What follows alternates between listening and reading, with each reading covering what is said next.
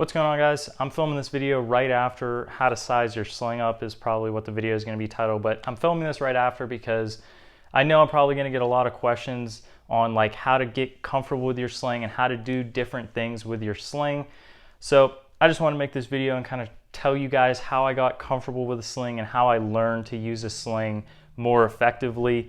So for me, I was always kind of the one that hated slings. I hated using them and I just wasn't a fan of slings, and it's just because I wasn't really taking training very seriously and I wasn't doing anything that really involved needing a sling. It was more kind of casual shooting on the weekends. But since I evolved kind of into this more of like a training mentality and mindset and training with everything I own instead of just casually shooting it or cloning a rifle and then never shooting it, I got a bunch of slings, and at first I wasn't very comfortable with the Faro Slingster. I spent probably like 3 or 4 nights where I couldn't figure it out and figure out how I was going to use it and how it was going to be comfortable to me and stuff. So after those 3 days, I did a little bit of research and I kind of tried some things, found what worked for me, and just used the sling. Every day after I came home from work, I would put the sling on and I would just practice the same movements over and over and over and over again.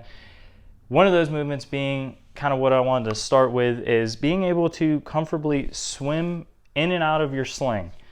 That right there, that was the first thing I kind of taught myself how to do. And basically what that does for me is I leave my sling pretty taut to my body so that, you know, sometimes some people can't bring their gun up with their sling all the way collapsed in on their body. For me, because I'm so skinny, I'm able to do it. But one of those things is just practicing swimming out of the sling as you present the gun.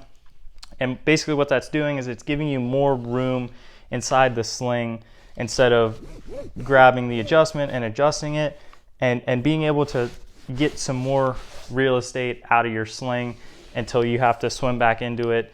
And the next thing that I really kind of taught myself and got comfortable with was being able to release the sling. That was one of the things that was really kind of bothering me, is you kind of forget that step sometimes. Like you forget that your sling's a little bit tight and you can't, ready the gun. So adjusting the sling was kind of the next thing I had to get used to, and I just messed with it. That's all I did, is just messed with my gear and found what works and found what didn't. I know it's kind of repetitive saying that, but it's true. You really have to kind of mess with your stuff and get it to where it works for you, because what works for me might not work for you. So the next thing I worked on was using the slider on the Faro sling.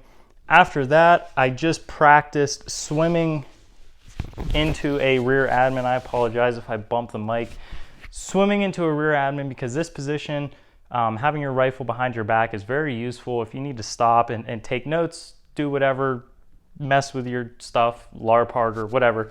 This is a very useful position to be able to get comfortable throwing the gun in quickly, was the rear admin. So after that, it was kind of doing transitions between rear admin up to ready into a front stowed, if you will. So those are kind of the 3 movements. And then from there, what I would do is I would work on having the rifle up, swimming into the sling, giving myself more real estate, and then swimming back out of the sling into a rear admin, or vice versa, kind of just making your own combinations of swimming in and out of the sling, getting comfortable with doing this kind of movement, especially with your support arm. It's probably a little bit better to work this arm first as opposed to going to a rear admin, just so you can kind of get the basics of how your sling's going to work for you with the different positions.